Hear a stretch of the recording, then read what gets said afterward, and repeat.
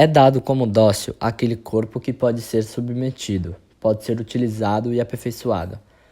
É logo tratado como um molde que possui mudanças, obrigações, proibições e limitações. São desenvolvidas técnicas para desenvolvimento do corpo, pensando como mente e corpo físico.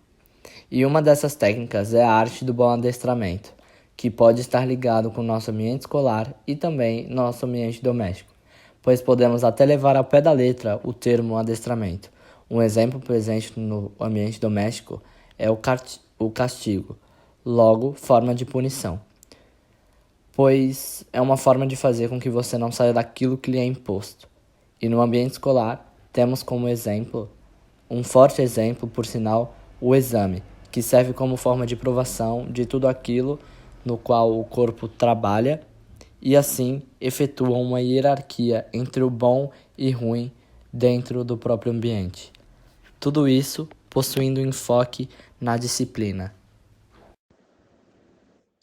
Durante a Era Moderna, o corpo se tornou alvo de dois tipos de pesquisas e escritas: uma forma anatômica e metafísica, dos filósofos e dos médicos, e uma forma técnica e política que estava presente nos regulamentos de instituições e de formas de condutas disciplinadoras, como, por exemplo, no exército, no hospital e na família.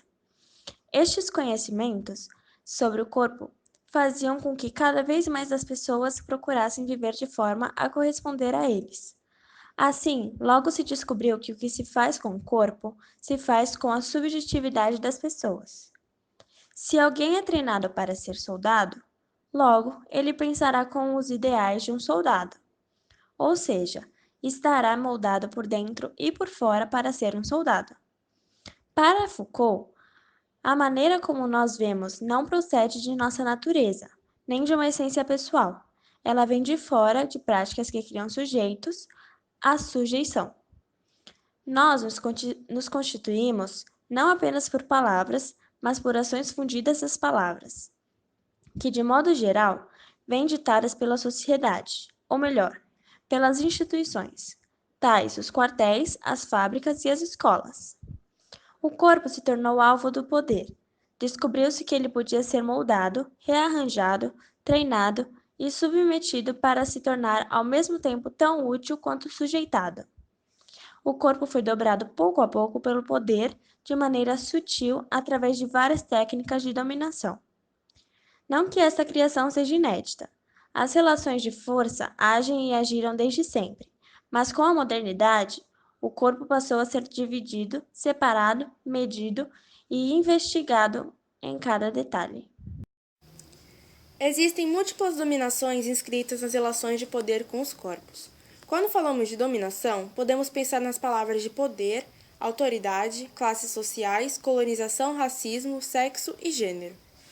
Em Vigiar e Punir, o corpo é retratado como um objeto de alvo e poder. Para Foucault, existem dois registros distintos desse corpo: um corpo analisável e um corpo manipulável. O corpo analisável compreende o funcionamento, com uma visão anatômica, fisiológica e física. Já o corpo manipulável é constituído por um conjunto de regulamentos que são retidos nas operações do corpo, com o intuito de controlar, corrigir, manipular e modelar. É uma visão de um corpo submisso, em que o filósofo menciona como concepção tecnopolítica. Um corpo analisável e manipulável se interpenetra em suas constantes mudanças, onde um corpo preso e submisso, manipulável, vai afetar o desempenho e funcionamento do corpo físico, analisável. Historicamente, sempre existiram métodos para controlar as operações do corpo, que funcionam de forma constante e estreitam todas as suas possibilidades, no espaço, no tempo e nos movimentos. Um corpo obediente acata ordens e comandos, cria dependência de referências para o que fazer, passa a não ser sujeito de suas ações e de seus sentimentos. O poder disciplinar é invisível, pode vigiar sem ser visto, se expressando pelo olhar e exercendo seu controle sobre os corpos em questão. Além disso, uma das maneiras de se interditar um corpo de um educando é proibindo-os de se expressar, como se o indivíduo não pudesse saber o que sente e o que realmente é saudável para si. A escola foi o espaço em que se deu o ato de governar corpos em nome da saúde, da higiene e da moral. E o objetivo da disciplina, com o instrumento de poder disciplinar, é justamente docilizar o indivíduo, fabricando-o do ponto de vista social, econômico e político, e assim produzir mais para gerar mais lucros de forma que os homens e mulheres não se revoltem contra o Estado. O abuso da religião pode ser extremamente prejudicial para informações, ideais e opiniões. Em nome dela ou de valores tradicionais, não apenas charges, mas verdades factuais vêm sendo censurados.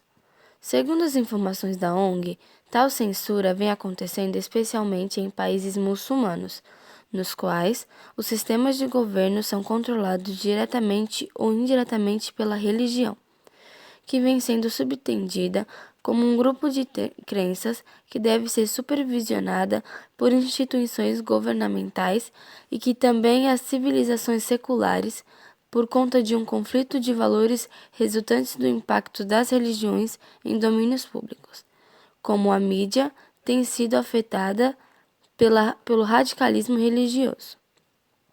Punições. O relatório retrata duas grandes ameaças à liberdade de informação, fundamental e essencial à democracia.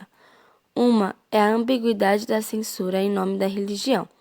A segunda é o perigo de sociedades radicais fazerem de tudo para manterem seus valores de tradições e religião intactos.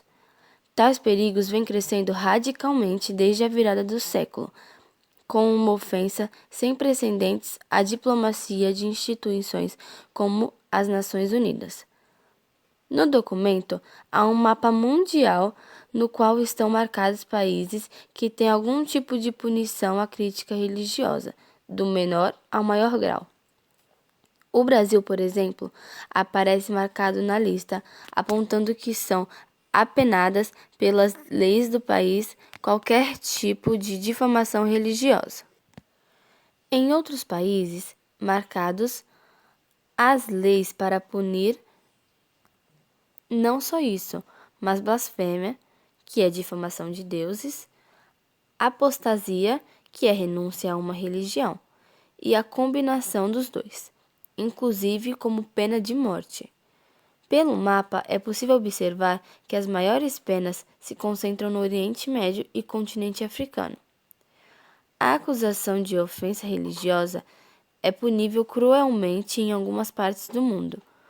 Um tipo de punição usada na maior parte das vezes como ferramenta de censura política ou para controlar realidades econômicas, sociais e políticas, o que acaba representando uma camisa de força para jornalistas e blogueiros.